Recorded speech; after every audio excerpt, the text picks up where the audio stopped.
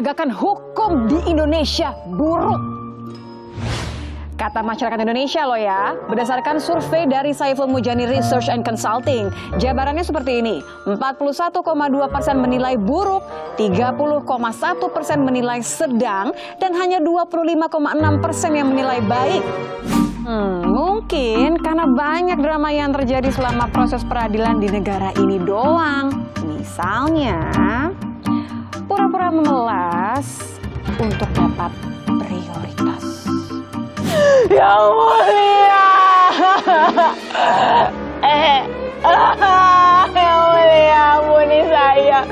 Kasihanilah, saya punya 3 anak kucing. Tahu 5 anak kucing yang mulia. Yang penting malam ini dibebasin yang mulia. Saya mohon, semua peliharaan saya baik. Mereka tuh benar-benar, membutuhkan saya. Kalau nggak ada saya, mereka gimana yang mulia? Padahal sih di dalam, santai kayak di pantai.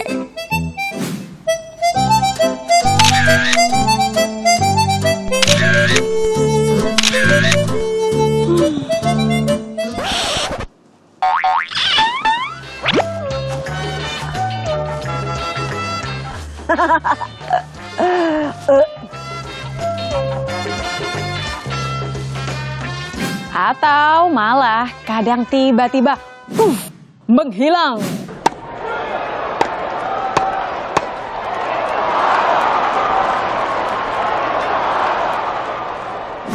Berbanding terbalik sama cerita para tahanan yang mereka nggak punya pilihan, harus berdesak-desakan demi mendapatkan secuil kenyamanan.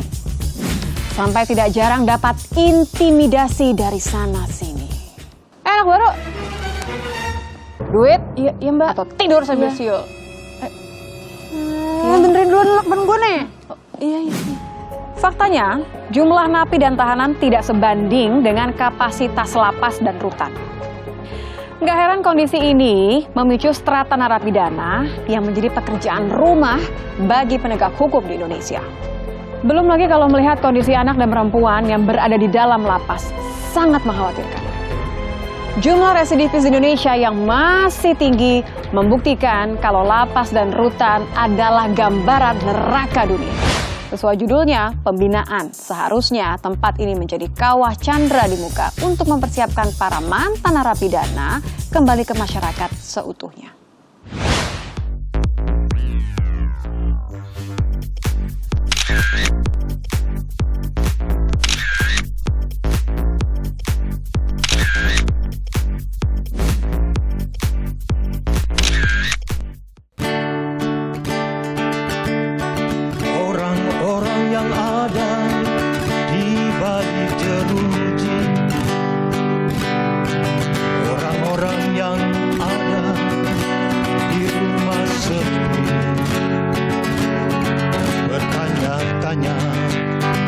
Kepada hati, mengapa aku ada di sini?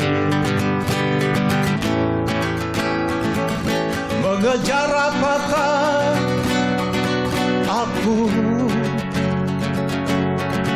Mencari apakah aku? Menunggu apakah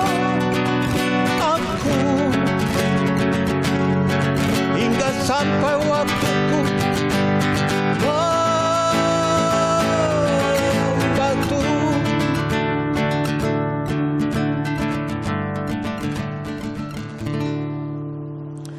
Waktuku membatu nih. Pertanyaannya menohok sekaligus sama tampilannya Om Jo hari ini berbeda Om Jo. Iya. Kenapa memutuskan hari ini berbeda? Menyesuaikan dengan tema, rebel. Ya.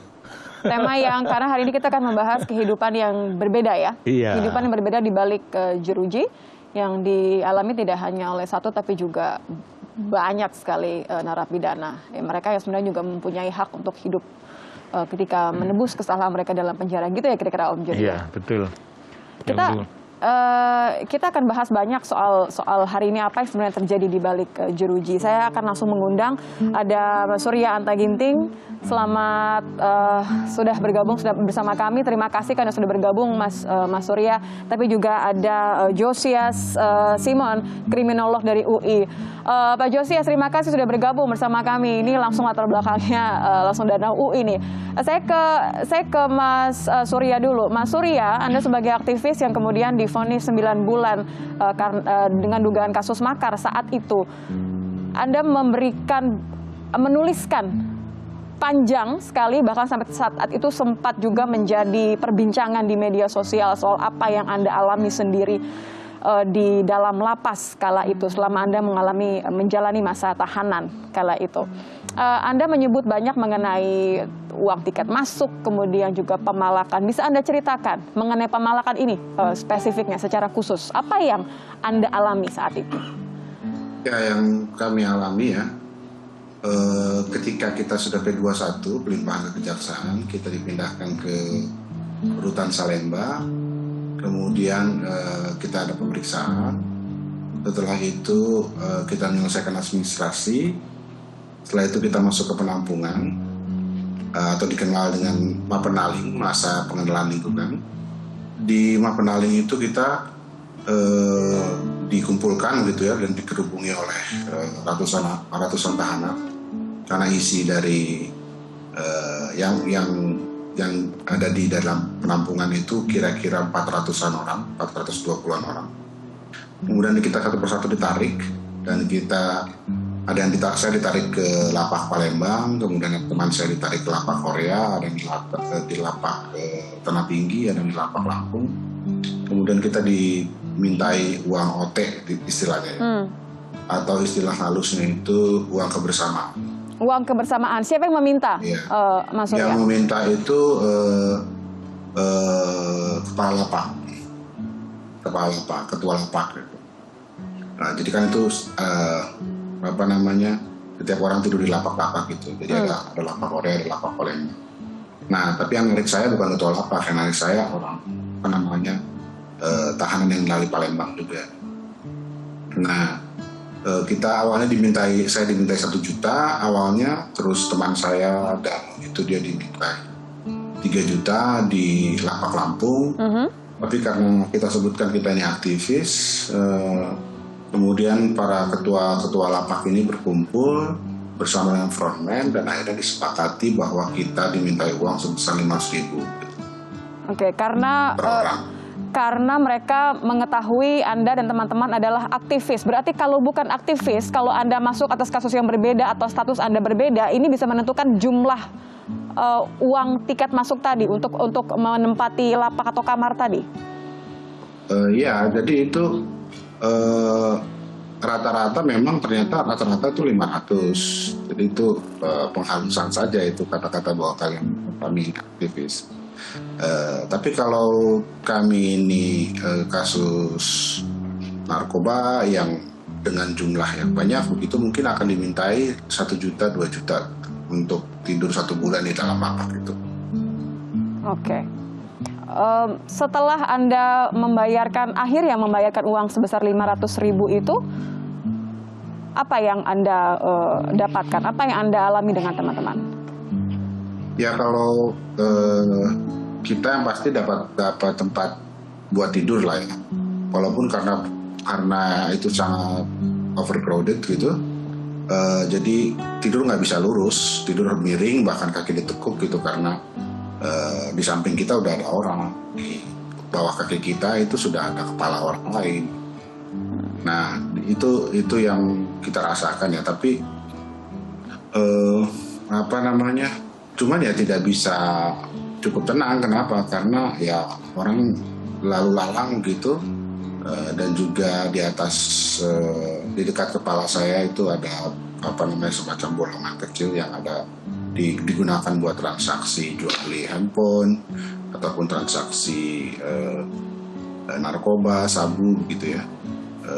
Tapi yang jelas ketika kita sudah bayar, kita sudah pasti dapat tempat tidur gitu.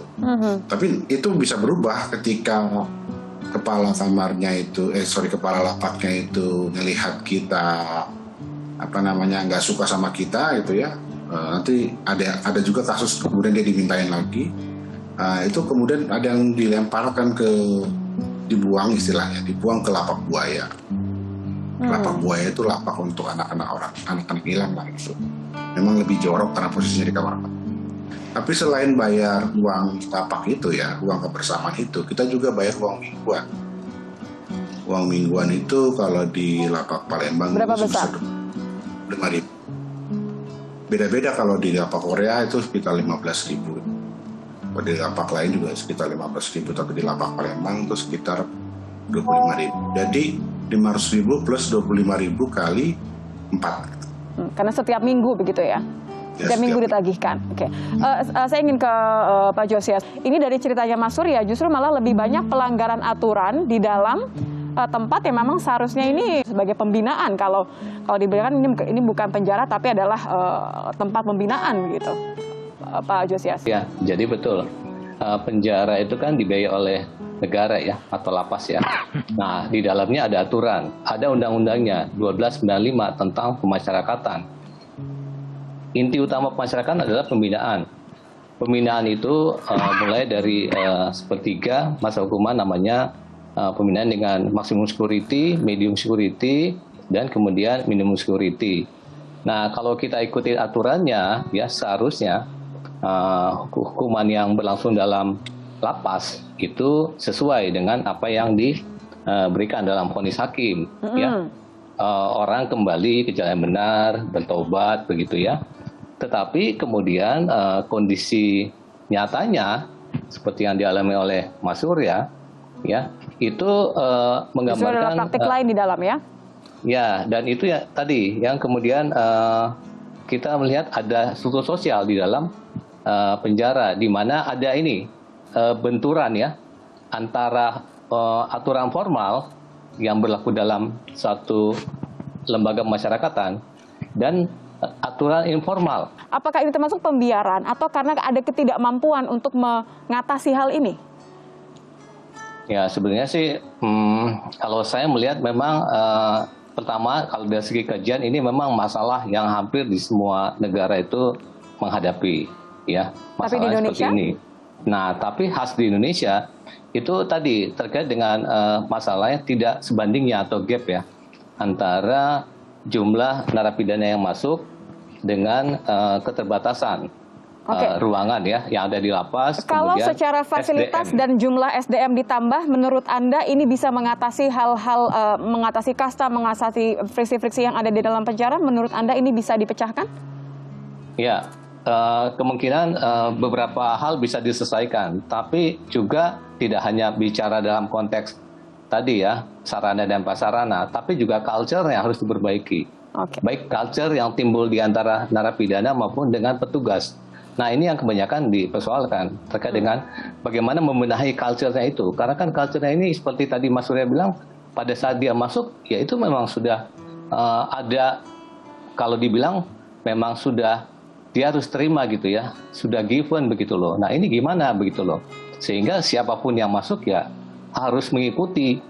Kalau tidak mengikuti, ya coba tanya Mas Surya. Akibatnya apa begitu loh. Saya ingin tanya apa akibatnya kalau mereka yang tidak bisa mengikuti culture-nya atau tidak mampu karena memang tidak bisa membayar secara finansial di dalam penjara. Ini yang ingin tanya nanti apa yang membuat akhirnya pengkategorian kasta ini dan apa pengaruhnya terhadap fasilitas yang disediakan di dalam lapas. Terima kasih Pak Josias sudah bergabung bersama kami di Ngopi.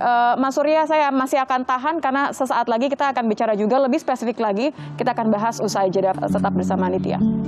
Di atas kepala saya itu apotek. Apotek tanda kutip ya Mas ya? Ya, apotek tanda kutip itu jual beli dan pemakaian sabu di tempat.